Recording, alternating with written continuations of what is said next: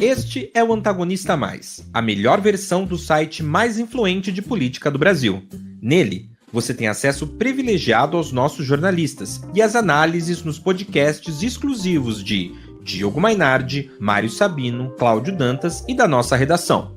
Além disso, o assinante de O Antagonista Mais tem acesso aos furos e notícias exclusivas em primeira mão, antes de todo mundo, em uma plataforma exclusiva, mais ágil, intuitiva e sem exibição de anúncios. Com o Antagonista Mais, você também pode ouvir todas as notícias em áudio e se informar enquanto dirige, se exercita ou faz qualquer outra atividade. Diz que eleições de 2014 foram fraudadas. Os assinantes de O Antagonista Mais também têm os seus comentários destacados em O Antagonista, além de poder lerem as notícias mesmo em modo offline. Assine já você também e faça parte de O Antagonista Mais.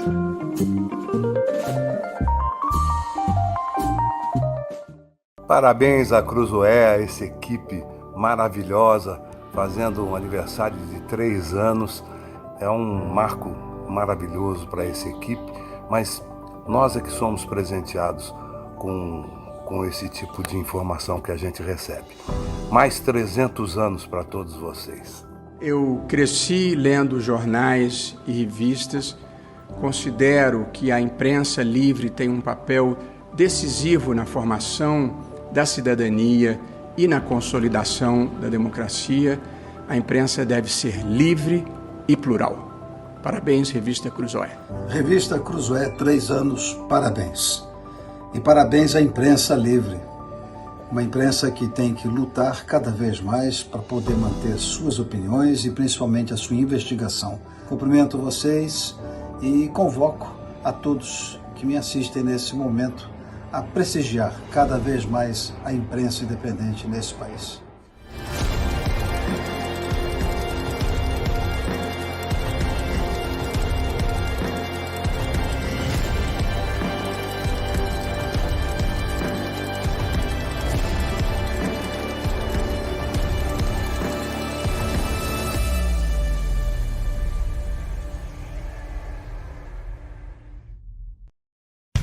Começa agora Papo Antagonista, com Diego Amorim. Reportagens exclusivas, bastidores do poder e análise com quem faz notícia.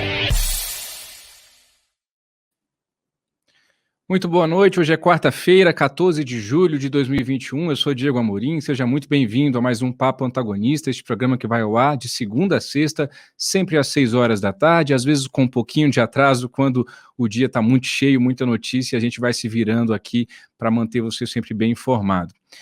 Hoje nós temos muitos destaques e destaque importante que é o estado de saúde do presidente da República, Jair Bolsonaro. Convido a você a já deixar o seu like, eu vou fazer isso agora, o meu like é o de número 768. Você que está nos acompanhando, seja muito bem-vindo, deixe o seu like, isso é muito importante para a gente e também para você. Vamos às manchetes do dia, Robson. Papo Antagonista.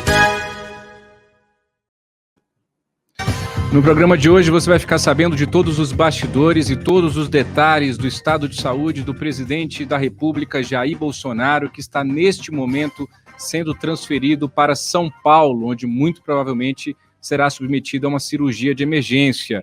Ele foi diagnosticado com obstrução intestinal. O deputado federal, Coronel Tadeu, do PSL de São Paulo, conversa conosco ao vivo. Hoje também a diretora da Precisa Medicamentos, Emanuela Medrades, prestou depoimento à CPI da Covid em mais uma sessão marcada por muito bate-boca. Lá na Câmara dos Deputados, Onyx Lorenzoni e o deputado Luiz Miranda também discutiram publicamente. E o senador Oriovisto Guimarães, do Podemos do Paraná, conversa conosco também ao vivo sobre as chances do ex-juiz Sérgio Moro se candidatar ao Palácio do Planalto em 2022. Tudo isso com a sua participação. O Papo Antagonista já está no ar.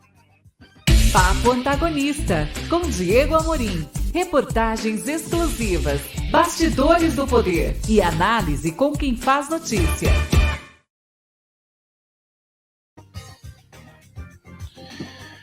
Muito bem, hoje é quarta-feira, 14 de julho de 2021. Nós começamos com a informação mais importante do dia, que é o estado de saúde do presidente da República, Jair Bolsonaro. Vamos à ordem cronológica dos fatos.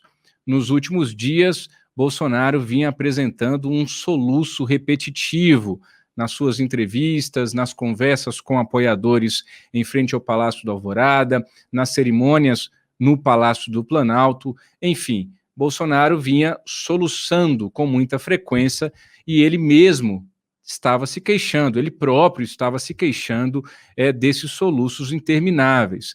Quem esteve com ele nos últimos dias percebeu que ele não estava 100% de saúde, mas ele, Bolsonaro, dizia que estava tudo bem e atribuía esses soluços a um refluxo crônico que ele diz ter e também a um tratamento odontológico ao qual ele foi submetido recentemente. Pois bem, na madrugada de hoje, desta quarta-feira, Jair Bolsonaro se sentiu mal no Palácio da Alvorada e, depois de muita resistência, pelo que eu apurei, foi levado até o Hospital das Forças Armadas, o HFA, aqui em Brasília. Logo no início da manhã, Jair Bolsonaro foi submetido a uma endoscopia e ali já foi constatado o acúmulo de urina, o acúmulo de líquido no intestino, no organismo do presidente da República. A equipe médica do HFA, então, junto com a família Bolsonaro, decidiu chamar às pressas de São Paulo para Brasília o cirurgião Antônio Luiz Macedo, cirurgião gástrico, muito renomado e responsável por acompanhar o presidente da República na sua recuperação, desde a facada levada pelo presidente na campanha presidencial de 2018, naquele ato de campanha em Juiz de Fora, Minas Gerais.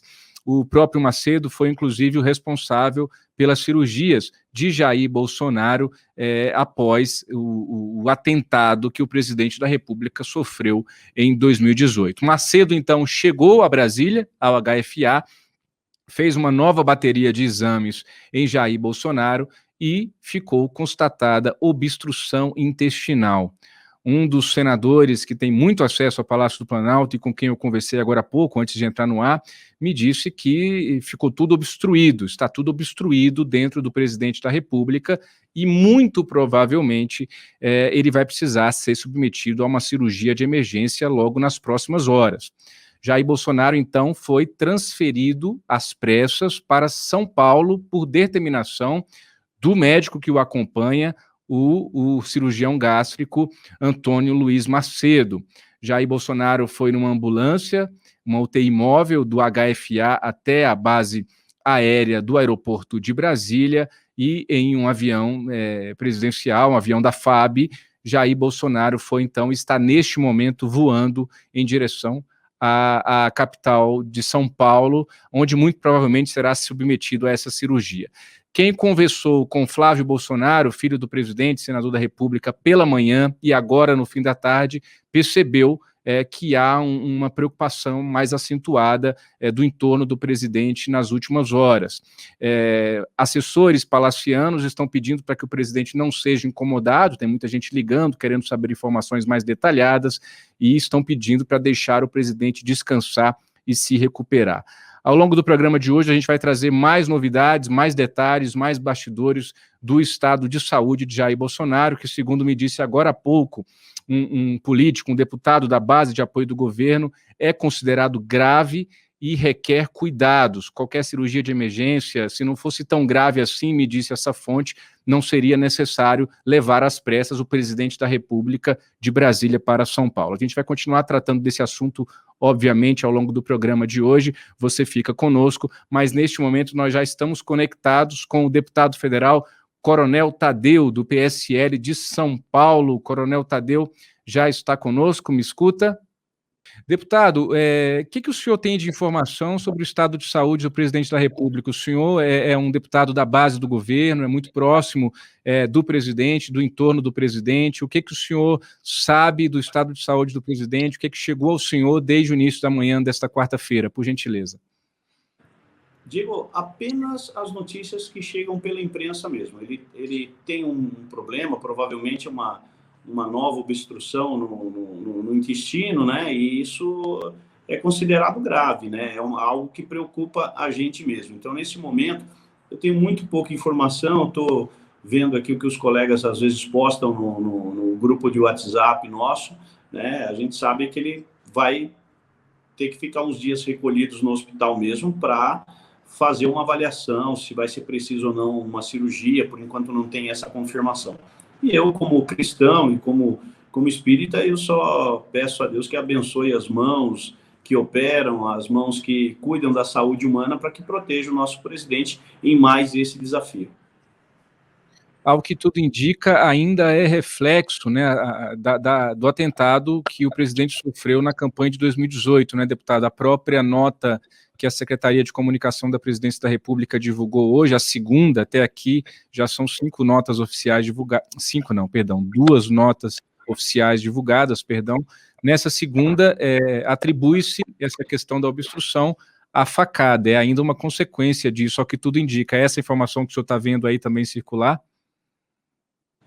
Sem dúvida nenhuma, Diego. Há um link, realmente, há uma conexão com a facada que ele tomou, se eu não me engano, no dia 6 de setembro de 2018, quando ele sofreu aquele atentado lá em Juiz de Fora, até porque o presidente Bolsonaro, ele tem uma complexão física muito boa, ele é muito forte, ele tem um histórico atlético muito bom, né, e tinha, até então, uma saúde irreprovável, uma saúde muito boa. E, infelizmente, após esse atentado que ele sofreu, aí ele passou realmente a ter alguns problemas nessa região do intestino. Eu acho que é a terceira vez que essa facada faz com que ele retorne ao hospital para fazer um procedimento ou outro. Então, sem dúvida nenhuma, tem a conexão 100% com o fato ocorrido em 2018. O senhor acertou a data, o senhor está bom de memória, deputado. Dia 6 de setembro de 2018 foi o atentado quando o candidato a presidente da República, à época, Jair Bolsonaro, levou uma facada. O senhor esteve com o presidente quando a última vez, ou falou com ele quando a última vez, deputado? Foi recente, algumas semanas atrás, onde nós tivemos um café lá no Palácio do Planalto, se eu não me engano, numa quarta ou numa terça-feira de tarde, onde ele reuniu alguns deputados para comentar sobre a sucessão, sobre as próximas eleições de 2022. Essa foi a última vez que eu estive presencialmente com ele, até porque eu tenho ido pouco a Brasília, às vezes tenho feito um bate-volta, vai num dia de votação importante, volta no mesmo dia, no máximo 2 dias. E aí as agendas não têm coincidido. Eu estive aqui com ele, na verdade, em São Paulo, na motociata que foi realizada aqui na cidade de São Paulo, onde nós tivemos o evento saindo do Campo de Marte. Passeamos aqui por cerca de 90 quilômetros, e aí encerramos essa motociata ali no Parque do Ibirapuera. Aí sim foi uma última vez onde a gente acabou ficando um pouco mais tempo juntos. Ele já estava soluçando nessa época, não? Não estava muito bem, com uma disposição muito boa. Aliás, eu vi a motociata feita em Porto Alegre nesse último final de semana, né? Ele estava perfeitamente bem. Pelo que eu acompanhei nos vídeos, nas transmissões via redes sociais, pelas redes sociais, eu não vi absolutamente nada. Ontem à noite até que eu estava jantando com alguns amigos, pilotos, né, num restaurante aqui, fazendo uma comemoração de uma promoção de um amigo, na verdade de uma amiga, que aí um dos colegas que me comentou a respeito do soluço. Eu acho que isso é recente, de 1 dia ou 2 dias para cá no máximo. Certo. É um pouquinho mais, mas é coisa da última semana para cá. Deputado, o seu colega de bancada, do PSL, também de São Paulo, filho do presidente, deputado Eduardo Bolsonaro, dele partiu alguma informação um pouco mais concreta do estado de saúde do presidente? Peraí. Não, Diego, não houve nenhum comentário do Eduardo, né? Eu imagino que ele também deve estar aí buscando informações, né? Porque ele não deve estar junto com o pai nesse momento. Mas então ele está ali em contato com o médico, com família. Eu acho que a informação que ele tem é a mesma que já foi passada para todos. Está bem, né? Requer observação, requer cuidados, e a necessidade da transferência foi em função até da própria gravidade, né? Ao invés de deixar no Hospital das Forças Armadas, vamos levar ele para um hospital onde tenha mais recursos, e onde ele já está até acostumado, até facilita a vida dos médicos que sabem, que vêm acompanhando esse caso. Então foi muito prudente trazer ele de Brasília para São Paulo e colocar ele num hospital aqui para o Albert Einstein e aos cuidados do médico que já vem tratando ele há muito tempo. Ok.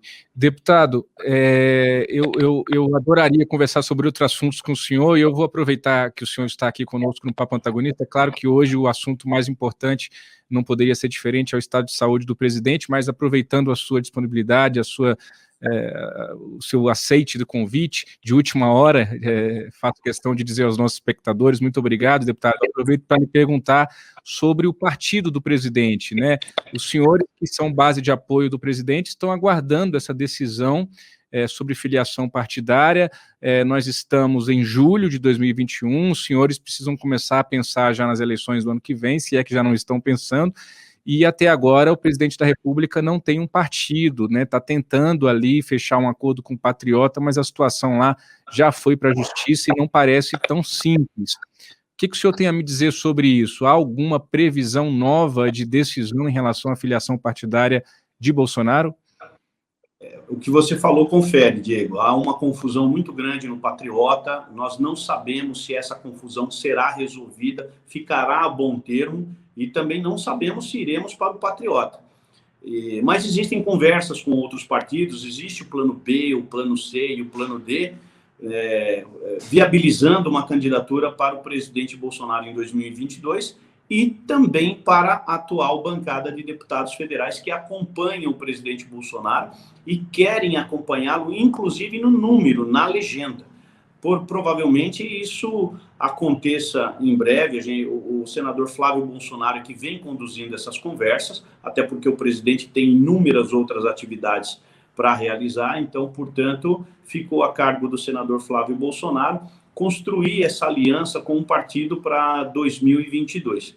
E nós estamos aguardando pacientemente, sem nenhum problema, porque há tempo para resolvermos tudo isso. Não há desespero, não há nenhuma necessidade, uma ansiedade, uma voracidade para definir logo isso, porque nós sabemos e estamos cientes. Aonde o presidente for disputar as eleições, nós estaremos junto com ele, para apoiar nos estados em que esses deputados representam. Eu acredito que são no máximo 9 estados, né? Hoje nós temos deputados federais de 9 estados, acredito eu. De cabeça agora eu não sei exatamente, mas acredito que seja em torno de 9 estados. E estamos prontos. A hora que vier essa definição, que nós vamos aguardar com calma, temos tempo. A janela de transferência é somente em março do ano que vem.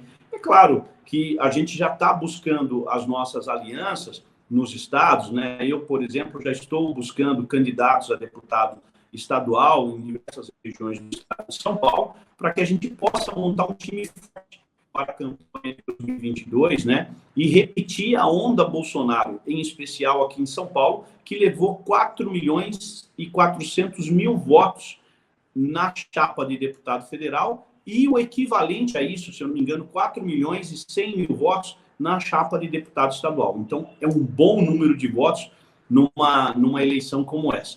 Os outros estados também fizeram bons votos, mas a ideia é ampliar toda essa aliança e não se resumir a esses 9 estados.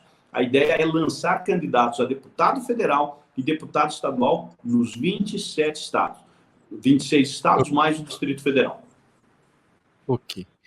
Deputado, muito obrigado pela sua participação. Me comprometo com o senhor aqui ao vivo para que o senhor volte e a gente fale melhor de outros assuntos, inclusive da pauta da Câmara pós-pandemia, mas hoje, infelizmente, o nosso tempo se esgotou, a gente precisa seguir o programa e, claro, o foco é o estado de saúde do presidente da República. De toda forma, muito obrigado, deputado Coronel Tadeu, do PSL de São Paulo. Um grande abraço. Obrigado, Diego. Um abraço a todos. Hoje é quarta-feira, 14 de julho de 2021, dia agitado, para variar, em Brasília, mas hoje de maneira muito especial, esse assunto sensível, o estado de saúde do presidente da República, Jair Bolsonaro. É claro que a gente fica com os ânimos um pouco mais, todo mundo afoito, a equipe toda cobrindo em tempo real essa situação. Esses problemas técnicos são compreensíveis neste momento. Para você que ainda não deu o seu like, eu convido você a deixar o seu like para o Papo Antagonista de hoje. Conversamos agora há pouco com o deputado federal Coronel Tadeu e, em seguida, conversaremos com o senador Oriovisto Guimarães, do Podemos do Paraná, falando sobre a possibilidade de o ex-juiz da Lava Jato, Sérgio Moro, ser candidato a presidente da República em 2022. Ainda sobre as informações referentes ao estado de saúde de Jair Bolsonaro, o Palácio do Planalto, logo cedo, confirmou a informação de que ele deu entrada no Hospital das Forças Armadas aqui em Brasília. Essa nota primeira da Secretaria de Comunicação da Presidência da República sobre o assunto foi divulgada por volta das 8h45 desta quarta-feira e dizia que o presidente da República passaria por exames para investigar as causas dos soluços que estavam repetitivos e que ele, Bolsonaro, vinha se queixando já há alguns dias. A nota dizia que o presidente da República estava animado e passava bem. Eu havia conversado antes da divulgação dessa primeira nota com um líder governista no Congresso Nacional e ele havia me dito que o que chegou para ele de informação naquele momento, início da manhã, era de que Bolsonaro poderia ter sofrido uma reação a uma anestesia para um tratamento odontológico recente. Nos últimos dias, como nós noticiamos aqui no Antagonista, ele vinha se queixando, o presidente da República, até publicamente, desses soluços intermináveis. Mas, ao longo do dia, ficou constatado que não tinha nada a ver com tratamento odontológico. Era, de fato, um problema no intestino do presidente e que isso, então, pode ajudar a explicar os soluços de Jair Bolsonaro. Quando o cirurgião gástrico que acompanha o presidente desde a facada em 2018 veio para Brasília, né, de São Paulo para Brasília, novos exames foram feitos no presidente da República e aí se constatou o diagnóstico da obstrução intestinal. E aí veio a decisão de levar o presidente da República às pressas para São Paulo. Inicialmente havia nos bastidores a possibilidade de transferir o presidente da República para um hospital particular aqui mesmo, na capital federal, mas Macedo, que já fez cirurgias em Jair Bolsonaro pós-atentado de 2018, a facada lá em Juiz de Fora, quando Bolsonaro era candidato a presidente da República, achou por bem levar o presidente para a capital paulista. Uma segunda nota divulgada pela Secretaria de Comunicação da Presidência da República, desta vez por volta das 3h45 da tarde desta quarta-feira, dizia o seguinte, abro aspas, após exames realizados no HFA em Brasília, o Dr. Macedo, médico responsável pelas cirurgias no abdômen do presidente da República, decorrentes do atentado à faca ocorrido em 2018, constatou uma obstrução intestinal e resolveu levá-lo para São Paulo, onde fará exames complementares para definição da necessidade ou não de uma cirurgia de emergência. Mas conversando agora há pouco com um político com muito trânsito no Palácio do Planalto, o fato da decisão de levar para São Paulo já é quase uma decisão também de fazer a cirurgia. Tudo isso, claro, a se confirmar nas próximas horas. Repito, neste exato momento, Jair Bolsonaro está a caminho de avião, a caminho de Brasília para São Paulo. Esse voo dura em torno de 1h20. Bolsonaro foi do HFA para a base aérea do aeroporto de Brasília em uma ambulância, uma UTI móvel, e depois embarcou no avião da Força Aérea Brasileira para a capital paulista, onde será submetido a novos exames e a, muito provavelmente, uma cirurgia de emergência. A gente continua, ao longo do programa de hoje, com mais informações sobre o estado de saúde do presidente da República, Jair Bolsonaro, mas agora sim nós estamos conectados com o senador Iovisto Guimarães, que vai conversar um pouquinho conosco ao vivo também. Senador Iovisto, já me escuta? Já podemos colocá-lo na tela, por gentileza? Que bom, senador Iovisto. Muito obrigado por aceitar o convite e seja muito bem-vindo ao Papo Antagonista. Muito obrigado pelo convite, Diego. É um prazer sempre conversar com você e cumprimento também a todos os que nos acompanham nesse momento. A alegria é nossa e da nossa audiência, senador, em tê-lo aqui. Senador, nós vamos conversar daqui a pouquinho sobre política e outros assuntos, mas hoje, obviamente, o assunto principal é o estado de saúde de Jair Bolsonaro. Eu só pergunto ao senhor se o senhor tem alguma informação que chegou ao senhor por meio do seu colega de Senado, Flávio Bolsonaro, filho do presidente, ou se as informações que o senhor tem são as que estão sendo noticiadas pela imprensa. Não, as informações que tenho são exatamente estas que você acabou de noticiar. Eu estava aqui te ouvindo, eu não tive nenhum contato com ninguém hoje mais próximo do presidente que pudesse me informar alguma coisa que você já não tenha dito aí. Ok. Senador, o senhor é um entusiasta, se o senhor me permite assim adjetivar, da candidatura presidencial do ex-juiz da Lava Jato, Sérgio Moro. Moro deixou a magistratura para assumir um cargo no governo de Jair Bolsonaro, foi ministro da Justiça e da Segurança Pública, deixou o governo ali no início da pandemia da Covid no Brasil, acusando, denunciando o fato de Jair Bolsonaro estar interferindo na Polícia Federal, foi para os Estados Unidos, onde está atuando na iniciativa privada, e há um clamor de boa parte da sociedade pela candidatura presidencial de Sérgio Moro, que hoje não está afiliado a partido algum. O senhor realmente acredita nessa possibilidade ou é uma torcida do senador Oriovisto Guimarães? Diego, deixe-me te dizer, a minha grande torcida é de que o Brasil saia dessa política neurótica, bipolar, que ou é a corrupção da esquerda ou é a corrupção da direita, ou é autoritarismo de esquerda ou é autoritarismo de direita. Não é possível. O país tem que encontrar um caminho ligado à democracia, ao bom senso, ligado a uma figura com cultura, com histórico de honestidade, com histórico de capacidade, com capacidade de ter trânsito internacional, que fale mais de uma língua, que respeite o ritual da presidência da República. Não é? Então, eu tenho uma torcida enorme para que o meu país encontre um caminho da terceira via. Eu sou um democrata. Eu acho que aqueles partidários do Lula têm todo o direito do mundo de votarem no Lula, de falarem bem do Lula, de defenderem a candidatura dele. Da mesma forma, os partidários do presidente Bolsonaro têm todo o direito do mundo de quererem a reeleição dele, de votarem nele e de trabalharem por ele. Mas eu, como milhões de outros brasileiros, não acreditamos nessas duas opções. Nós queremos uma terceira via. E aí, quando eu busco, hoje, no nosso aspecto político, quem poderia encarnar essa terceira via, materializar essa terceira via, eu vejo no ex-juiz Sérgio Moro, ex-ministro Sérgio Moro, uma pessoa com as qualidades necessárias para ser uma terceira via.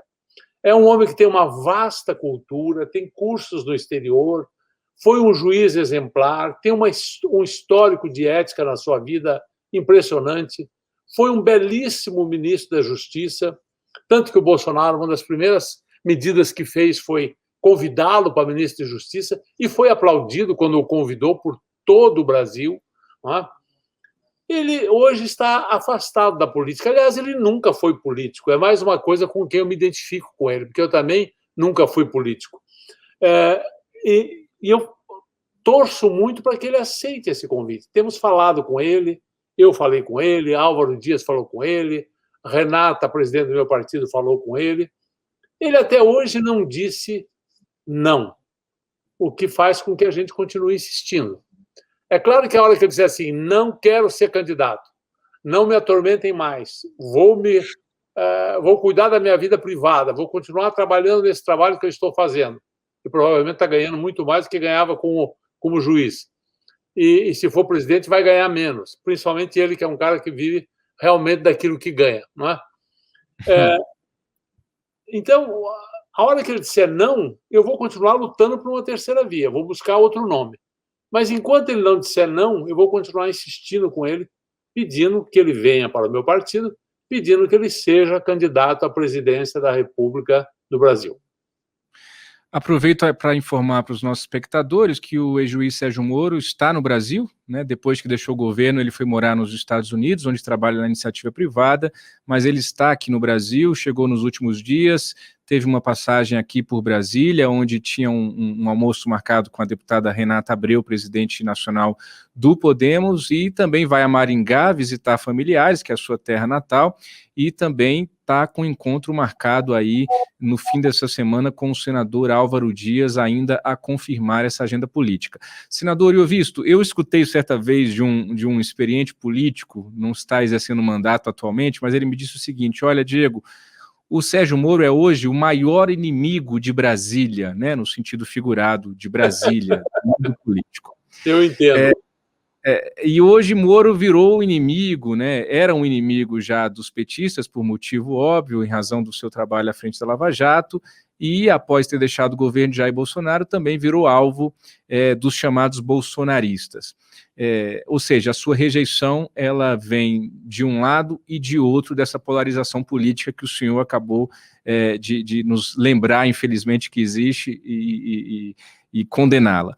Senador, o Sérgio Moro teria viabilidade eleitoral ainda diante dessas rejeições que não parecem ser tão pequenas desses dois grupos hoje que, querendo ou não, tem uma parcela significativa do eleitorado? Olha, Diego, se nós analisarmos a última eleição, quem é que diria que o presidente Bolsonaro seria eleito? Ele não tinha partido, ele sempre foi um parlamentar de pouco significado, ele nunca foi um grande líder na Câmara dos Deputados, ele se notabilizou por posições muito claras, porém nem um pouco do agrado da maioria dos partidos políticos, não é? Saiu candidato por um partido até então insignificante, que era o PSL, e teve a vitória que teve. O que prova, mais uma vez, que o povo brasileiro não vota em partidos. Aliás, uma reforma que esse país precisa fazer é a reforma política. Não é? Ainda há pouco eu me pronunciava sobre isso na plenária do Senado, que está acontecendo agora. Eu até saí dessa plenária para falar com você. Mais uma vez, estão fazendo mais uma pequena reforminha, mais um retalho, aquela coxa de retalho, e não faz uma reforma política por inteiro. Nós temos um sistema político horroroso, né? Mais de 30 partidos, governo de coalizão, um país ingovernável do ponto de vista da legislação eleitoral. Os partidos têm verdadeiros proprietários, né? A forma de condução dos partidos não é democrática. Eles sequer fazem eleições internas para eleger um presidente ou haver rotatividade. As comissões são todas provisórias e vivem todos dessa coisa fantástica que é o fundo eleitoral e o fundo partidário, que são bilhões de reais, né? E todos os partidos recebem um belo quinhão. Todo ano recebe, né? Não é só o ano das eleições. O ano das eleições aumenta, mas todo ano tem o fundo partidário. Então, eu acho que Brasília, quando você diz Brasília, que você diz a maioria dos partidos políticos e das forças políticas que estão lá, decididamente eles não têm força para barrar uma candidatura que o povo resolva encampar. A última eleição do Bolsonaro demonstrou isso com clareza. Lembre-se que o Alckmin tinha apoio de 10 partidos, tinha toda a verba do mundo, tinha horário eleitoral, tinha tudo. Havia um desencantamento tão grande com o PT e com a política tradicional que muita gente que não era da política, que foi o meu caso, inclusive, né, foi eleito em partidos pequenos e insignificantes. Então, eu acho que o Moro, se for capaz de aceitar essa missão, não sei se ele aceita, não tenho procuração para lançá-lo candidato, só ele vai poder se lançar a candidato. Mas se ele resolver incorporar isso, ele tem uma bandeira que ninguém pode tirar dele. Foi a primeira pessoa nesse país que denunciou o Estado patrimonialista que nós vivemos. O que eu quero dizer com o Estado patrimonialista? Vamos explicar aos aqueles que nos acompanham. Patrimonialismo é o nome que se dá a esse conluio entre empresários corruptos e políticos corruptos que conseguem construir grandes obras, que conseguem fazer tudo aquilo que foi tão bem denunciado por Sérgio Moro e que, por mais que o condenem, que diga que ele não que ele não foi um juiz imparcial, que ele usou de métodos que não são corretos, mas ninguém pode tirar dele o fato de que os bilhões foram devolvidos, que as confissões foram feitas, que a corrupção existiu, e foi ele que deixou isso claro para a população brasileira.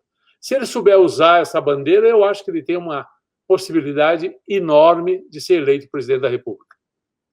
Senador, no início dessa semana, a gente divulgou aqui no Antagonista um vídeo que o senhor gravou para um grupo de médicos que surgiu espontaneamente, inicialmente no Paraná, agora já tem médicos do Brasil todo.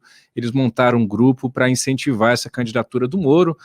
Os médicos não compõem a única categoria que estão incentivando a candidatura do Moro, outros empresários, outros grupos empresariais também estão fazendo. E nesse vídeo que nós divulgamos, o senhor solta uma frase que eu achei bastante interessante: o momento de incentivar algo assim, de incentivar a candidatura do Moro é agora.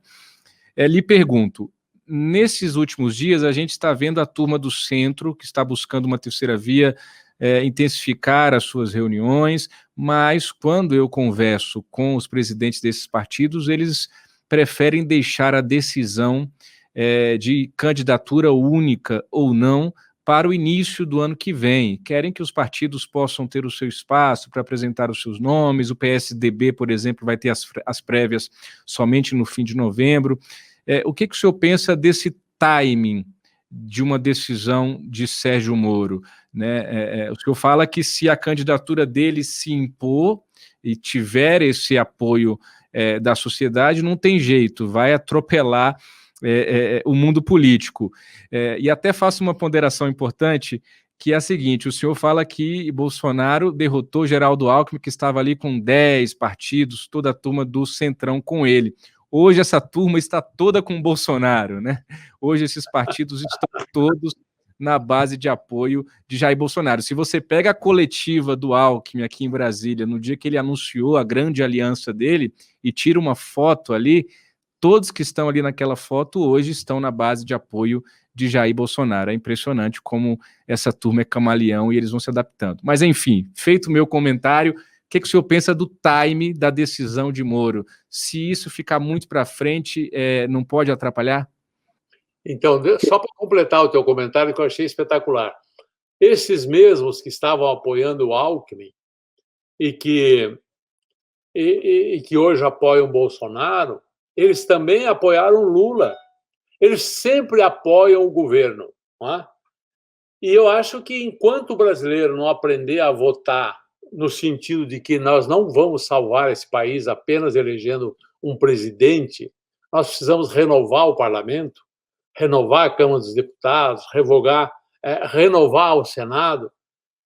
O presidente eleito, seja Moro, seja quem for, obrigatoriamente vai ter que negociar com o parlamento, porque é impossível governar o país sem negociação com a Câmara dos Deputados e com o Senado Federal.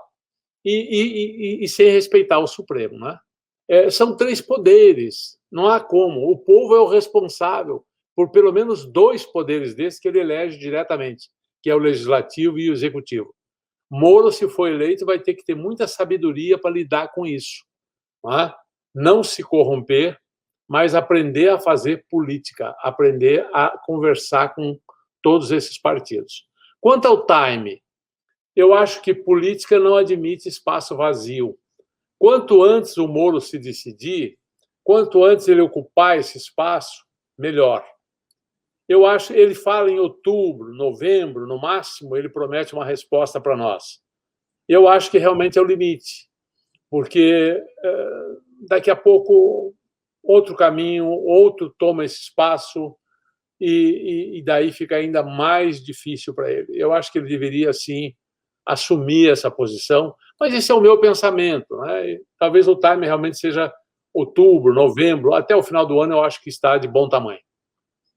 Ok. Senador, o senhor comentou agora há pouco também que Moro não é político, né? Não é da política. O senhor acha que ele aprendeu a fazer política nesse tempo em que ele esteve aqui no Ministério? E se isso pode ser algum empecilho para ele governar o país em caso de candidatura e eleição? Não. eu não acho que isso seja um empecilho. O que nós precisamos na presidência da República é alguém com maleabilidade, com inteligência, com cultura, com honestidade. Nenhum homem vai governar o país sozinho, até porque isso não é uma ditadura, isso não é um regime totalitário, é uma democracia, são 3 poderes, como eu dizia há pouco. E nenhum homem é capaz de entender de economia, de saúde, de educação, de infraestrutura, enfim. Ele tem que ser capaz de montar uma grande equipe. E isso ele é capaz. Ele conhece gente, ele tem um bom nível cultural, um bom nível mental, ele vai trazer grandes economistas, ele vai trazer grandes juristas, ele vai trazer pessoas que realmente entendam bastante da área da saúde, da área da educação, ele conhece muita gente. Então, eu vejo nele uma pessoa que tem capacidade de formar uma grande equipe de gente realmente que pense no Brasil e que pense não em carreira política, mas que pense no Brasil, em transformar o Brasil.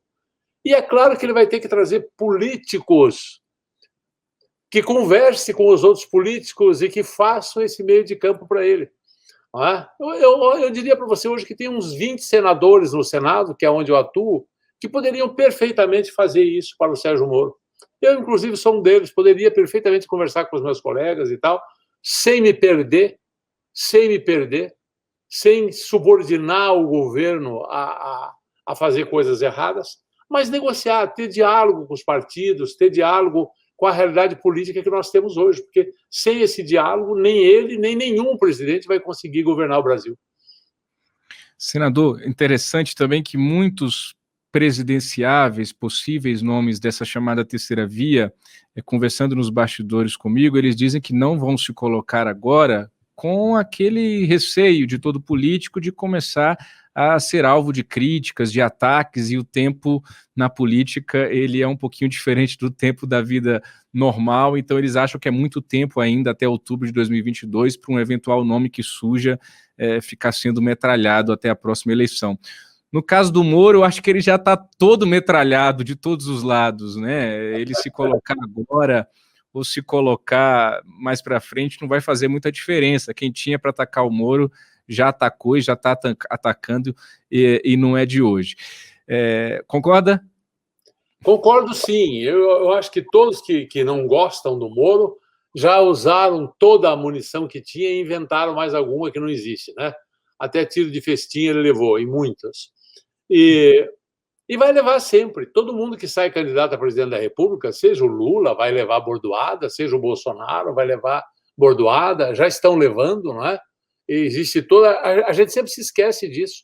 Existe toda uma torcida que detesta o Lula e que fala mal dele. Existe toda uma torcida que detesta o Bolsonaro e que fala mal dele. Então, político, candidato, tem que estar pronto para isso. Tem que estar pronto para isso. O que ele não pode é estar longe do povo. Eu acho que o povo hoje tem que ter esperança numa terceira via. Nós estamos carentes de alguém que materialize, que encarne, que diga: eu vou ser candidato, eu tenho essa e essa ideia, que coloque um programa para que a gente possa acreditar. Alguém que inspire confiança. A ausência desse nome vai deixando as pessoas desiludidas da política, porque não me identifico com esse candidato, não me identifico com aquele, e não tem ninguém com quem eu me identifique. Daí o que eu faço? Vou para casa, chorar e perder a esperança na política e perder a esperança no Brasil? Eu acho que é importante, sim, mesmo que perca a eleição. Tem que debater ideias, tem que colocar programas, tem que dizer o que veio. Talvez muito cedo ainda, concordo, mas ali por novembro, dezembro, daqui 6 meses, acho que vai ser um bom time. Eu conversava ontem com uma senadora, uma colega do senhor, em reservado, e ela me dizia, a gente conversava um pouquinho sobre as eleições de 2022, ela me dizia: olha, Diego, no meu estado tem um monte de gente que não quer o Lula e não quer o Bolsonaro, como as pesquisas estão mostrando isso, mas estão aí afoitos, esperando, na expectativa desse nome.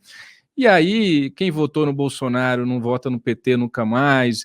Se não surgir um outro nome, já começa a pensar, se não surgir outro nome, então eu vou no Bolsonaro de novo. Mas, ao mesmo tempo, a pandemia mostrou o desastre que é esse governo Bolsonaro, não só, mas a pandemia deu uma potencializada nesse clima também anti-bolsonarista e enfim, está tudo em aberto ainda neste momento. Senador, para finalizar, eu sei que o senhor está aí em meio à reunião do Senado virtual, agradeço mais uma vez a disponibilidade em nos atender ao vivo. Se por acaso o Moro, eu sei que políticos não gostam, mas jornalista precisa às vezes fazer um trabalho de futurologia para melhorar suas análises. Se o Moro não aceitar, qual seria o nome ideal para o senhor hoje? O senhor quer pensar num plano B ou o senhor vai agarrado no Moro até ele dizer não? Eu acho que falar num plano B agora seria atuar contra o Moro. Não, agora a minha opção é Sérgio Moro. A opção do Podemos hoje é Sérgio Moro. Evidentemente que se lá na frente ele disser para nós com todas as letras, desistam de mim, vou cuidar da minha vida privada, aí nós teremos que respeitar. Mas essa campanha que eu estou fazendo para que todos que querem o Moro digam, começam a dizer, começam a bater panela, queremos o Moro, é até para ajudar a se convencer de que ele tem chance, de que ele pode encarnar essa terceira via que o povo está tão carente de ter, não é? Então, agora eu não tenho outra opção. Agora a minha opção é Sérgio Moro. Lá na frente, se ele disser não, aí nós vamos ter que conversar de novo. Eu entendo, senador. Eu vou imitar um pouco o Bolsonaro aqui, que gosta tanto de comparações amorosas. É como se o senhor tivesse noivo de alguém e falasse, se ela não aceitar casar comigo, eu já tenho aqui não vou. plano. Então não vou ficar solteiro, isso não. Mas eu vou curtir a minha fossa e eu não vou desistir do Brasil. Eu acredito que o Brasil precisa de uma terceira via. Se o Sérgio Moro for o homem que vai encarnar essa terceira via, e eu acredito que ele tem condições de fazer isso, eu vou apostar nele. Eu acho que hoje, ele, pelo quanto ele é conhecido e por todas as qualidades pessoais que ele tem, que eu conheço muito bem, a ética dele, a formação moral dele, a cultura dele, o histórico de vida dele. Então, eu acho assim, um candidato excepcionalmente bom para o nosso país. Agora, se ele disser não, aí nós vamos ter que pensar numa outra opção. Mas, por enquanto, é ele, né? Vamos torcer que ele aceite. E todos que querem que ele aceite, está na hora de passar o WhatsApp para ele, de falar com os amigos, de dar entrevista, de pedir que ele seja. Eu acho que é muito legal isso. Senador Iovisto Guimarães, muito obrigado mais uma vez pela disponibilidade. Um grande abraço. O espaço está sempre aberto aqui para o senhor. Muito obrigado a você, Diego. Um abraço a todos os que nos acompanham. Um abraço. Esse foi o senador Iovisto Guimarães, do Podemos do Paraná, um grande entusiasta aí da candidatura presidencial do ex-juiz da Lava Jato, Sérgio Moro, ex-ministro da Justiça e da Segurança Pública, que se comprometeu aí com o partido Podemos, que sonha com essa candidatura, não é de hoje, a dar uma resposta até por volta de outubro, novembro deste ano. Moro, que está morando nos Estados Unidos, mas está no Brasil desses dias, entre outras coisas, para intensificar essas conversas políticas, como nós noticiamos mais cedo em oantagonista.com. Faço questão também de chamar a atenção para uma movimentação nos bastidores do Congresso. Hoje foi apresentada aquela proposta de emenda à Constituição, a PEC, para tentar evitar que generais da ativa, que militares da ativa exerçam funções públicas no governo, como foi o caso de Eduardo Pazuello no Ministério da Saúde. E há uma movimentação nos bastidores para, junto com essa PEC, tentar enfiar ali um jabuti, chamado jabuti aqui nos projetos políticos de Brasília, que seria uma quarentena que acabaria impedindo a candidatura de juízes e procuradores e policiais e por aí vai. Uma forma sutil de tentar tirar Moro da jogada. Isso ainda é algo que está sendo trabalhado nos bastidores em Brasília, não é de agora. O que puder ser feito para destruir Sérgio Moro, boa parte da classe política está disposta a fazê-lo, ainda que no escurinho de Brasília. Concluído o assunto Sérgio Moro, solta a vinheta, por gentileza, Robson, para a gente mudar de assunto. Papo Antagonista. Reportagens exclusivas, bastidores do poder e análise com quem faz notícia.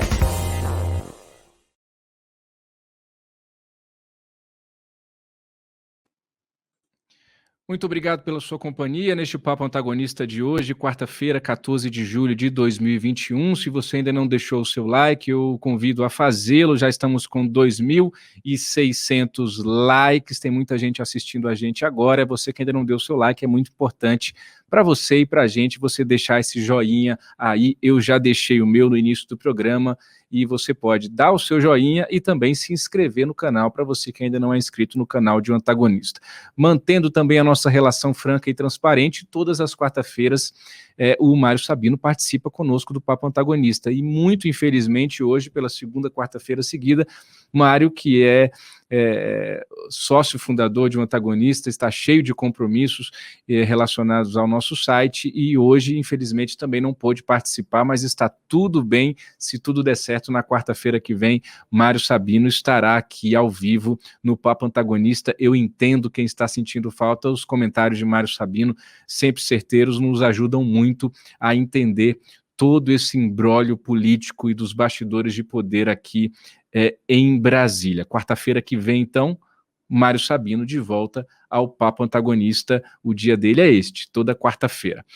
Olha, pessoal, o estado de saúde de Jair Bolsonaro é o assunto principal do dia de hoje em Brasília. Presidente da República, você que está chegando agora, foi internado logo cedo no Hospital das Forças Armadas e foi transferido às pressas agora no final da tarde para São Paulo, onde será reavaliado pelo seu médico, o médico que o acompanha, o cirurgião gástrico Antônio Luiz Macedo, que o acompanha desde a facada de 2018, fará novos exames para avaliar a possibilidade, até aqui, pelo que eu conversei com gente próxima do Planalto, muito provável de uma nova cirurgia. Jair Bolsonaro, que foi diagnosticado com obstrução intestinal. Antes de embarcar para São Paulo, ainda no Hospital das Forças Armadas, Jair Bolsonaro publicou em suas redes sociais uma foto, a gente pode colocar na tela aí, por gentileza, Freitas, essa foto que foi publicada por Jair Bolsonaro em suas redes sociais, ele aí no leito do Hospital das Forças Armadas, do lado dele ali um religioso, nós já fizemos essa apuração, trata-se do arcebispo militar, um bispo católico, arcebispo militar de Brasília, Dom Fernando, que foi até Jair Bolsonaro fazer uma oração, dar uma bênção a Bolsonaro no leito do hospital, isso antes de ele ser transferido, antes de ele embarcar para São Paulo. O perfil oficial de Jair Bolsonaro trouxe o seguinte texto junto com essa foto, com essa imagem, perdão. Mais um desafio, consequência da tentativa de assassinato promovida por um antigo filiado ao PSOL, braço esquerdo do PT, para impedir a vitória de milhões de brasileiros que queriam mudanças para o Brasil. Um atentado cruel, não só contra mim, mas contra a nossa democracia. E mais, agradeço a todos pelo apoio e pelas orações, é isso que nos motiva a seguir em frente, enfrentar tudo o que for preciso para tirar o país de vez das garras da corrupção, da inversão de valores, do crime organizado e para garantir e proteger a liberdade do nosso povo. Depois, o slogan da campanha de Jair Bolsonaro, Brasil acima de tudo, Deus acima de todos. Essa é a mensagem que foi publicada no perfil oficial nas redes sociais de Jair Bolsonaro antes de ele ser transferido para São Paulo. Agora há pouco, o ministro da Saúde, Marcelo Queiroga, também se pronunciou sobre o estado de saúde de Jair Bolsonaro. Por meio do Twitter, Marcelo Queiroga disse: estive agora há pouco com o nosso presidente Jair Bolsonaro, ele passa bem e logo estará de volta para continuar cuidando de todos nós brasileiros. Força, presidente, estamos ao seu lado, o Brasil está em oração para que se recupere logo, foi o que escreveu o ministro da Saúde, Marcelo Queiroga. Jair Bolsonaro já chegou a São Paulo e já está internado no Hospital Vila Nova Star, um hospital particular da capital paulista, onde Bolsonaro já esteve outras vezes para exames e procedimentos cirúrgicos após a facada de 2018. A segunda nota oficial que foi divulgada hoje pela Secretaria de Comunicação da Presidência da República já dizia que essa nova complicação intestinal do presidente era atribuída ainda às consequências à sua saúde do atentado de 2018. Todas as informações que forem chegando ao longo do nosso programa de hoje, você será informado aqui em primeira mão. É óbvio, a prioridade de toda a nossa equipe nesta quarta-feira, 14 de julho. Mas vamos de vinheta, que hoje teve CPI da Covid e você vai ficar por dentro agora de todos os detalhes. Solta a vinheta, Robson. Aconteceu, você fica sabendo aqui. Papo Antagonista. Vamos lá, vai dar tudo certo. Vamos seguir. Esse é o Papo Antagonista de hoje, quarta-feira, 14 de julho de 2021. Vamos agora de CPI da Covid. Hoje prestou depoimento aos senadores a diretora técnica da Precisa Medicamentos, que se chama Emanuela Medrades. A Precisa é a empresa que representa a Covaxin aqui no Brasil. A Covaxin é aquela vacina indiana contra a Covid, que, segundo o deputado Luiz Miranda e o seu irmão Luiz Ricardo Miranda, foi aí alvo, foi matéria-prima para um esquema de corrupção no Ministério da Saúde. A Emanuela Medrades era para ser ouvida ontem na CPI da Covid.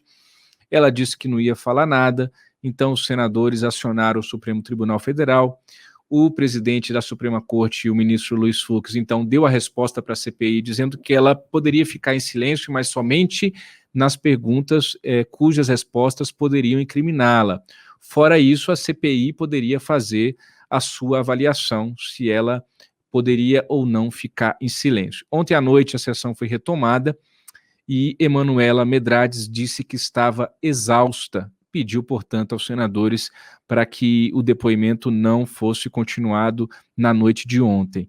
Eu também estou bastante exausto, Emanuela Medrades, mas estou aqui de pé para cumprir a minha missão. A sua missão é esclarecer todos os fatos relacionados à empresa que você representa, da qual você é diretora.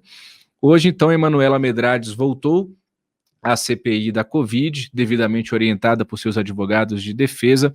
Ela disse que foi dela a iniciativa de oferecer a Covaxin ao Ministério da Saúde, mas disse que a Covaxin nunca foi ofertada ao governo de Jair Bolsonaro por $10. Essa informação, essa negativa da diretora da Precisa é importante porque está sendo investigado exatamente o superfaturamento de doses da Covaxin.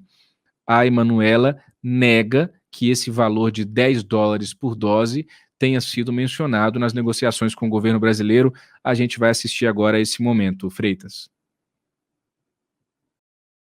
Senador, essa memória de reunião, ela foi uma memória unilateral, confeccionada pelo Ministério da Saúde, em que nós, parte da reunião, não tivemos a oportunidade de, enfim, ler ou assinar ou até validar o que ali estava escrito. O que eu posso garantir é que não houve nenhuma oferta de $10 por dose e nós, o tempo todo, tentamos que esse produto ele fosse mais barato para o Brasil. Eu vou, se vocês me autorizarem, claro, a gente não vai conseguir espelhar, mas eu tenho aqui até um cronograma das últimas vezes que eu evidenciadamente pedi que esse produto fosse mais barato. E, inclusive, a Precisa recebeu uma oferta de $18. E essa oferta a gente não repassou para o Ministério e no e-mail eu escrevo. Esse valor está muito longe do que eu gostaria de ofertar para o Brasil. Eu escrevo isso. Não está nem um pouco perto do target que eu desejo. Então, eu não vou repassar esse valor. Então, se na memória de reunião constavam $10, é uma memória unilateral, eu não ofertei esse valor não foi praticado. Podia ser uma expectativa e eu tinha essa expectativa. Através dos e-mails, os senadores vão poder ver que eu tinha essa expectativa e que eu reafirmei essa expectativa de um custo menor diversas vezes, inclusive comparando com preços de outras vacinas. Eu coloco nos e-mails, nas minhas comunicações com a Bharat, links das notícias falando a Coronavac está custando $10,70. Eu envio para eles e eu falo, pessoal, vamos reduzir o preço em momentos que eu nem sequer tinha ainda a precificação. Tá? Então, em 20 de novembro, por exemplo, eu não tinha ainda o custo da vacina. A primeira vez que eu fui ter uma oferta da vacina para o Brasil foi no dia 9 de dezembro, e foi quando eles passam para a gente que o valor seria de $18. E eu nego, eu falo que, olha, isso está muito longe do meu preço-alvo, e aí continuamos a negociação até que a gente, enfim, chega no menor valor de $15. Então... Mas a senhora... Desculpa, senhor doutor, a senhora estava nessa reunião do dia 20 de novembro? Estava, senador. E tinha alguém representando a Barat, ou era só... Não, nessa reunião estavam todos, estavam o Ray Cesella, que é o responsável por toda a parte clínica, estava o Venkat, que é o responsável por toda a parte de exportação, estava o Mr. Sai Prasad, que é o diretor executivo da companhia, e estava o Mr. Apur Kumar, que é um dos gerentes da parte de exportação também. Eles também não ofertaram por $10, eu posso confirmar. Então, mas bem, eles estavam nessa reunião? Estavam na reunião. Então a memória... Virtualmente. A memória da reunião é mentirosa, é isso? Sim, senador, é mentirosa.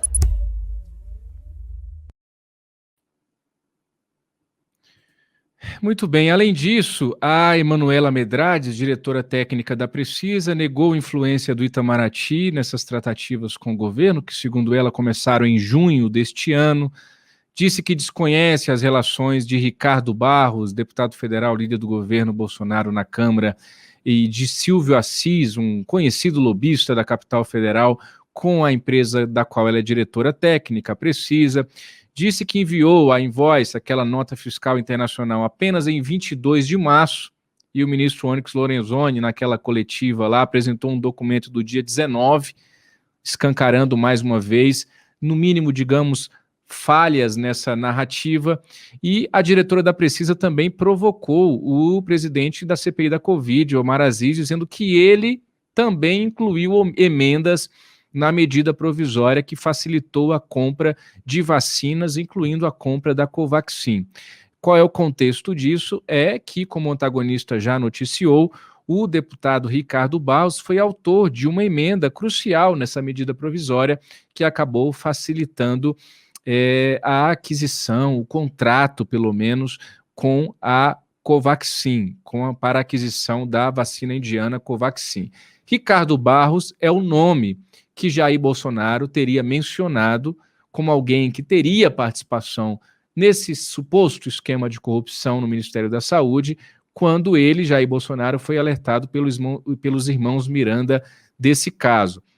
Já faz alguns dias, a gente tem aí o placar, Freitas, já faz alguns dias que Jair Bolsonaro não desmente os irmãos Miranda sobre essa informação, de ter citado Ricardo Barros quando alertado das possíveis irregularidades no caso Covaxin. São 17 dias, salvo engano, né? 19 dias, mais do que eu imaginava. São quase 20 dias, então, 19 dias exatamente que Jair Bolsonaro está sem desmentir o deputado Luiz Miranda. Olha, a gente teve vários bate-bocas hoje na sessão da CPI, toda sessão está tendo algum bate-boca, algum pega para capar lá entre os senadores.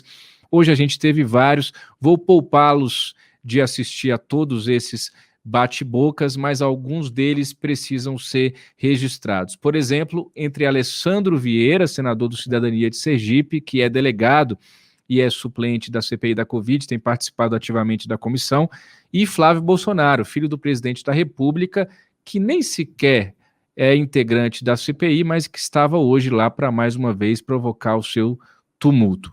Vamos assistir, então, ao bate-boca entre Alessandro Vieira e Flávio Bolsonaro. Pode concluir. Sim. Presidente, só uma questão de ordem antes dela concluir, porque é importante sobre advogado. Estou vendo o senador Alessandro Vieira insistindo que o advogado não pode fazer nenhuma orientação. Eu acho que lei federal vale aqui também para essa CPI. Então vamos ler o estatuto da OAB, em especial esses artigos 7º, incisos 10 e 11, que falam exatamente que o advogado pode instruir a pessoa que está sendo ouvida sem problema nenhum. Eu não sei por que essa resistência do advogado. Primeiro, parabenizar pela possibilidade da leitura hoje usando a máscara. Segunda questão, ninguém está interferindo no processo de orientação da cliente, senador Flávio. O senhor está querendo evitar Estamos interferindo, sim, na tomada de palavra pelo advogado. O advogado não é depoente. Ele não pode simplesmente retirar o microfone da depoente e falar. Ele pode orientar a sua cliente quando ele quiser. Diretamente para ela, não pelo microfone presidido pelo senador. Inclusive pelo microfone, por escrito ou verbalmente, se o senhor ler a lei. Continue na leitura, vai que aprende.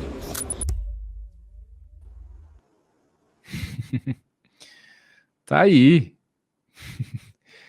O bate-boca entre Alessandro Vieira e Flávio Bolsonaro. Flávio Bolsonaro se envolveu em um monte de confusão hoje na CPI da Covid.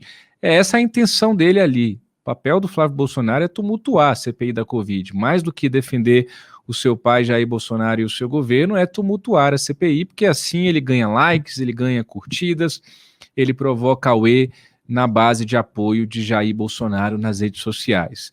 Ele teve um bate-boca também com a Simone Tebet. A transmissão da TV Senado não captou o que Flávio Bolsonaro teria dito a Simone Tebet. Nós procuramos a senadora e a sua assessoria, ela disse que não queria comentar esse assunto para a gente esquecer isso. Mas a senadora, pela reação dela, ouviu algo forte de Flávio Bolsonaro, você assiste agora. Nós temos um... Desculpa, senadora Simone, não tem materialidade nenhuma. Não tem materialidade nenhuma. E a gente tem que ficar ouvindo. Senhor presidente, não dá, né, presidente? Mentindo nas... Agora só o senhor funciona. Eu nunca tive delicadeza no líder do governo de ficar com ele. Mas eu estou começando a ficar surda do lado esquerdo e do lado direito, porque eu não consigo sequer ouvir o meu... Senador Fernando, o senhor pode ficar tranquilo, não precisa o senhor ficar vermelho, calma. Porque veja, até o telefone, até o microfone eu desliguei. Até o microfone nós bloqueamos. Então vamos garantir. Senhor presidente, só repetir mais uma vez, eu falando por repita o senhor para mim. Repita. Liga o microfone. Senhor presidente, eu peço a palavra na ordem. Se esse senador novamente repetir o que disse para mim agora, eu vou invocar o conselho dele. Porque no microfone ele não tem coragem de falar o que disse para mim agora. A senhora está induzindo e depois a gente fala o que a senhora quer. Não foi isso que o senhor disse. Ela não vai mentir aqui, não. Ela não vai mentir aqui, não. Senador Flávio, por gentileza. Tá aí, Simone Tebet, líder da bancada feminina, desafiou Flávio Bolsonaro a repetir o que teria dito, que a gente não sabe o que ele disse, e ele não quis repetir. Quando você pressiona e aperta, vamos, o senhor fala aí de novo agora aqui publicamente, aí ele deu um passinho para trás. O Flávio Bolsonaro, como eu disse hoje, provocou muita confusão na CPI. Ele também bateu boca com o Renan Calheiros, o relator da CPI da Covid. Renan soltou um mierra, que é uma frase que já está ficando marcada na boca do senador Omar Aziz, mas Renan Calheiros tomou para si também e escreveu lá e disse: mierra e responda às acusações que pesam sobre você. Vamos assistir. E só sobra a conclusão para todos nós que, infelizmente, alguns aqui nessa CPI querem antecipar 2022. Fazem perseguição, fazem abuso de autoridade. O próprio senador Renan Calheiros, aqui os corretores do Senado, todos já sabem. Se utiliza da qualidade de relator para fazer perseguição pessoal. Em especial comigo, que já é de conhecimento público. A imprensa já colocou que o senhor teria um bunker na sua casa com um esquema das pessoas que têm alguma proximidade comigo para ver se acha alguma coisa contra mim, inclusive já requerendo a quebra de sigilo dessas pessoas que nunca foram citados aqui nessa CPI, nunca sentaram aqui para dar o seu depoimento. E para finalizar, até uma entrevista sua ao portal Metrópolis, dizendo que eu sou investigado nessa CPI. Queria que o senhor falasse sobre isso também. Eu sou investigado nessa CPI? O senhor pediu a quebra do meu sigilo? Senador Flávio, Vossa Excelência concluiu? Sim. Agradeço, Vossa Excelência. Senador Renan Calheiros pediu o artigo 14, conselho do artigo 14. Senhor presidente, eu gostaria de pedir desculpas a todos para ter que responder uma questão colocada aqui absolutamente inverdadeira. Tá? Eu nunca tive operador na minha vida sempre foi transparente, absolutamente transparente. Nunca me acusaram de ter operador. Quem é acusado de ter operador é o senador Flávio Bolsonaro. Supremo. Quando ele se dirige a mim, eu acho que ele está se dirigindo à pessoa errada. Eu acho que ele deve estar se dirigindo ao Queiroz. Não, Márcio Lira. Ao Adriano da Nóbrega. Lira. Eu acho que ele está se dirigindo a essas pessoas. Estou me dirigindo a Milton Lira. Por favor, me erra. Entendeu? E responde às acusações que pesam sobre você. Todas respondidas e nada comprovado. Diferente do senhor. Obrigado, senador Flávio. Senador Renan.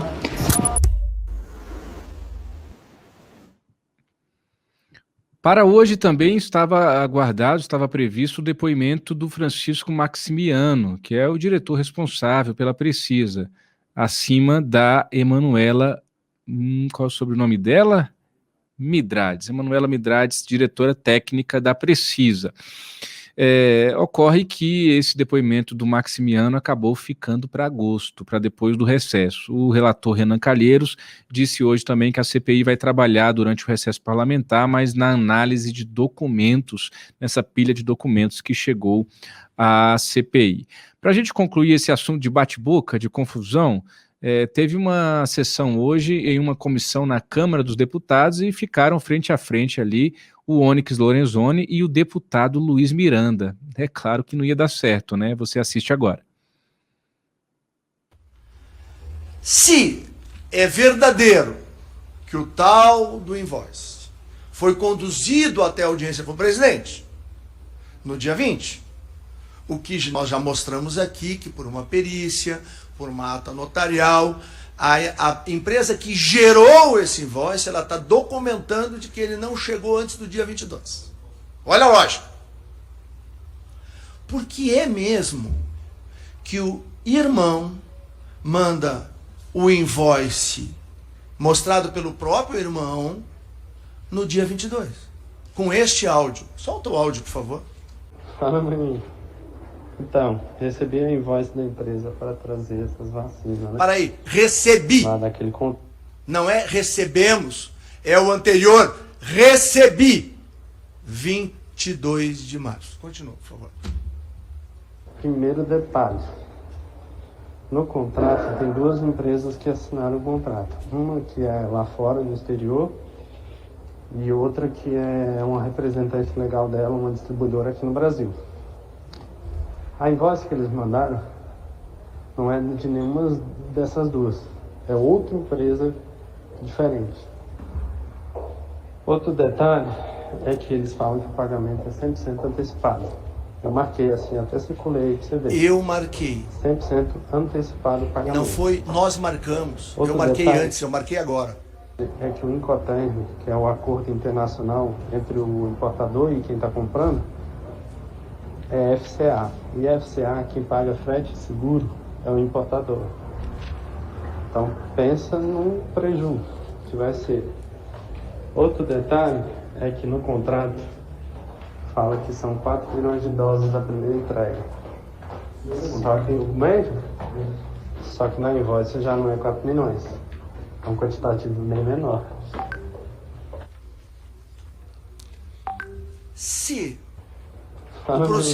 pode parar. O procedimento era no dia 20. Para que tinha necessidade de dizer no presente? Eu marquei, eu recebi. É dia 22. É o seu WhatsApp. Não é o meu, não é de ninguém, é o seu. O senhor produziu uma prova contra o seu argumento. Conviva com ela, deputado. Deputado Luiz Miranda. Obrigado, presidente. Obrigado. Desculpa, caros colegas parlamentares. Não estou aqui para poder atacar e parece sempre eu tenho essa visão que eu devo ter. Eu tentei acertar um marimbondinho, acertei uma caixa de marimbondo. Por isso que eu falo, com a investigação nesse ministério, em especial nesse departamento, pode elucidar aí uma coisa muito grave, porque é muito ódio contra quem está tentando simplesmente entender o que aconteceu naquele momento. Mas eu vou ser bem sincero. Primeiro, erra quando comenta que foi corrigido. Não foi corrigido. O contrato não prevê empresa que não está dentro dele. Nem a lei de licitações, nem a legislação brasileira prevê que você pode pagar uma empresa terceira. A mesma última invoice, ela continua errada. Isso, obviamente, os órgãos de controle vão poder, logo, em breve, dizer se poderia ou não pagar uma empresa terceira. Então, a última invoice, mesmo que diz que está corrigida, está errada. Segundo, quando meu irmão manda para mim dia 22, é porque, na reunião, presidente, eu fico também meio perdido, sem entender essa questão. Como tem uma empresa terceira, cara? Ele tem empresa terceira, estou te mostrando agora. Mas é impossível ter uma empresa terceira. Então, quando ele chega de novo um e-mail para ele, dizendo, enviando novamente os documentos, só que dessa vez fracionado, aí ele falou, ó, chegou, inclusive, aqui novamente a mesma invoice. E aí ele tenta minuciosamente marcar para leigo entender. E agradeço ter colocado aqui o áudio, porque o áudio dele demonstra claramente que aquilo era grave. Continua sendo grave. Então, só para responder, presidente, ministro Onyx, independente se chegou para o senhor a informação do dia 22, dia 18, dia 19, se no dia 20 tem um pendrive que foi entregue pela empresa na portaria do Ministério da Saúde que ninguém fala, pela manhã, com todos os documentos dentro, por favor, fique registrado aqui nessa casa, que estão brincando com a cara do povo brasileiro, porque tem um pendrive que entregue todos os documentos, inclusive a invoice dentro, tá? Que todos os servidores sabem disso.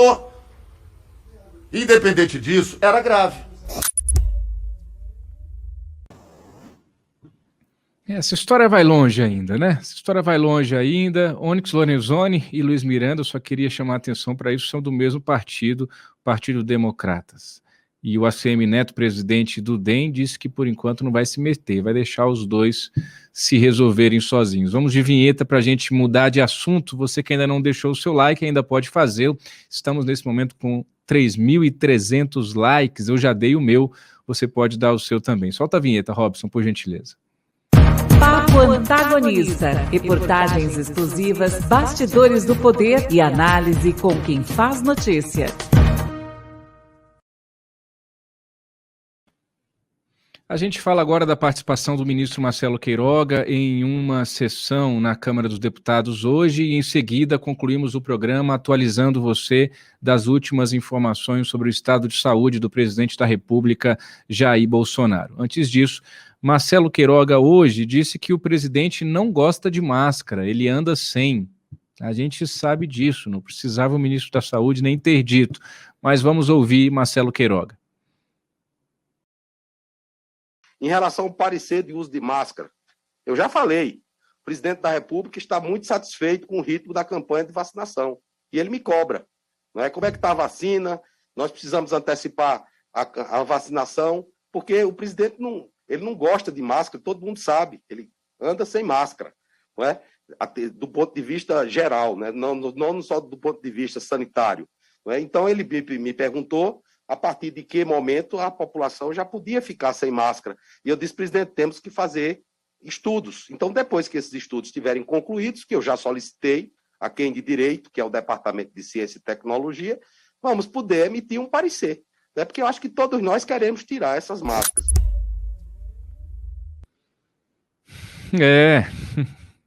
Bolsonaro não gosta de máscara, como se fosse uma questão de gostar ou deixar de gostar de usar uma proteção em plena pandemia.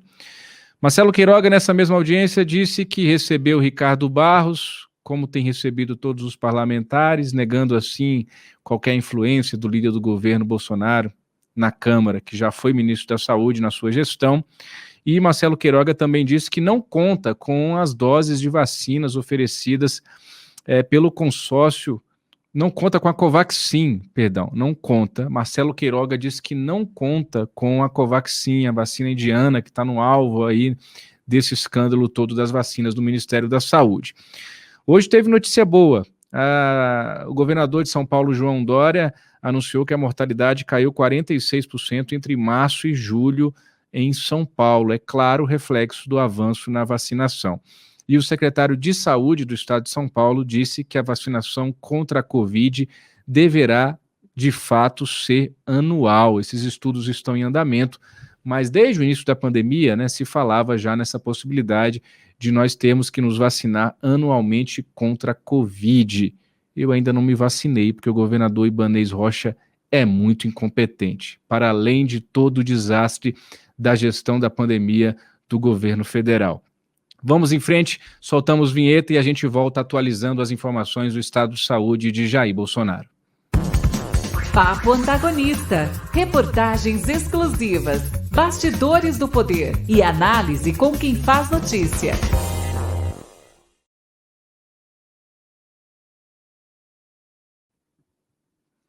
Olha, agora há pouco o Flávio Bolsonaro, filho 01 do presidente da República e senador pelo Rio de Janeiro, ele que atualmente está afiliado ao Patriota, deu uma entrevista à Rádio Jovem Pan e disse que o estado de saúde do seu pai, Jair Bolsonaro, que já foi transferido para São Paulo em razão de uma obstrução intestinal, não é grave, disse Flávio Bolsonaro.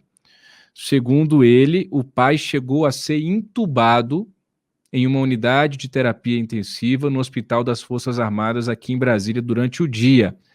Mas, segundo Flávio Bolsonaro, a intubação foi por precaução e em outras ocasiões em que Bolsonaro foi parar no hospital, segundo Flávio, em decorrência da facada levada pelo então candidato Bolsonaro em 2018, em outras situações, Bolsonaro já havia sido entubado por precaução.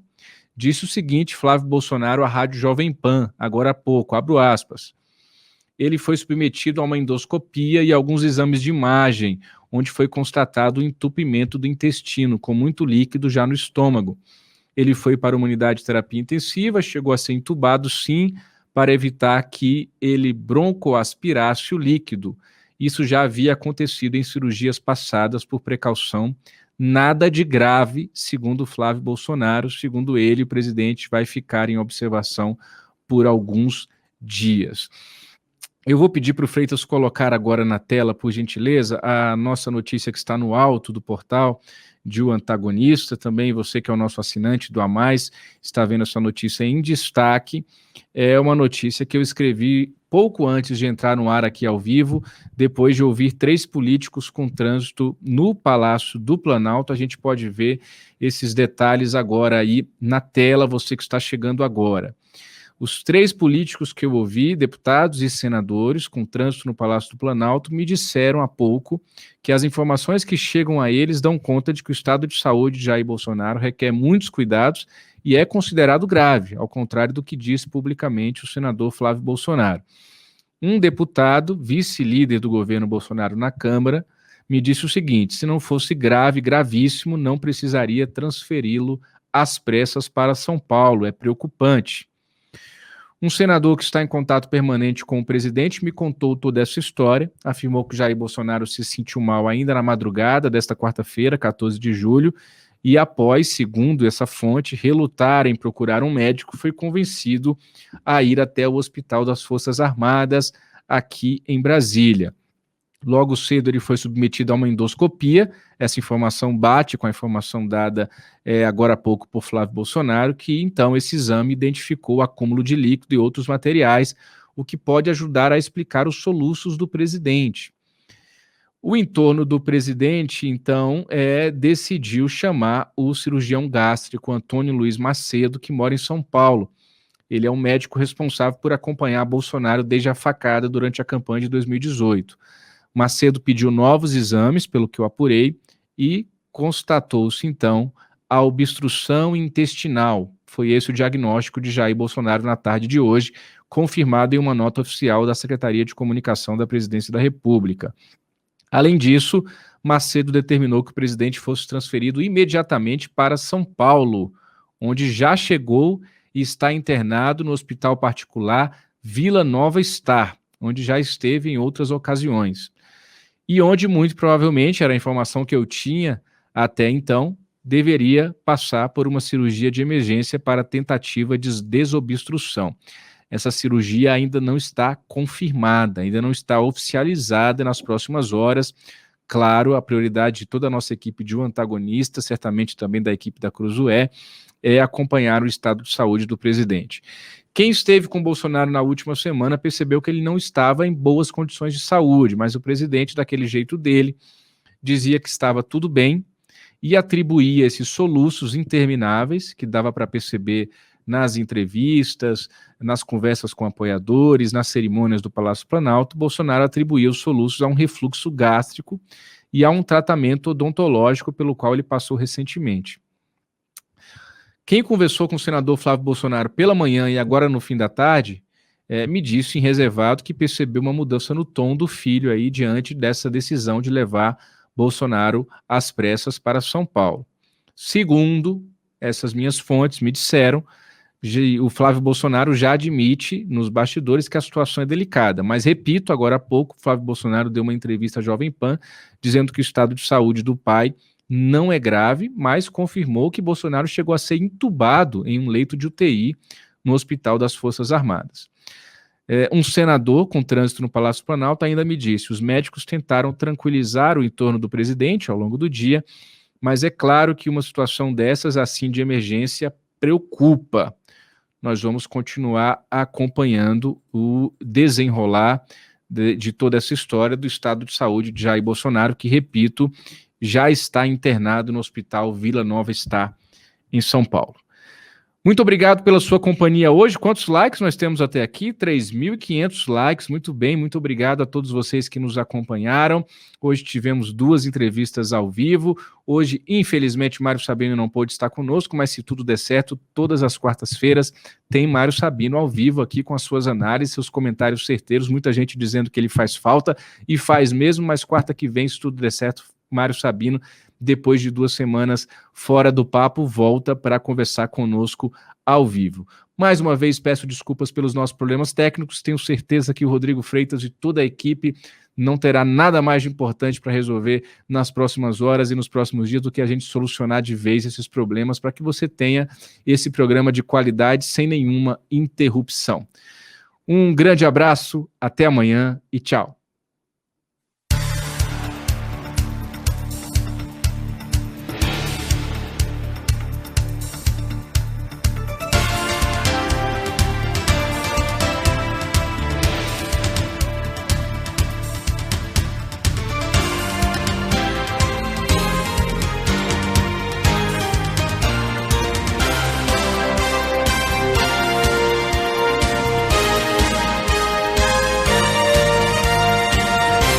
O Antagonista.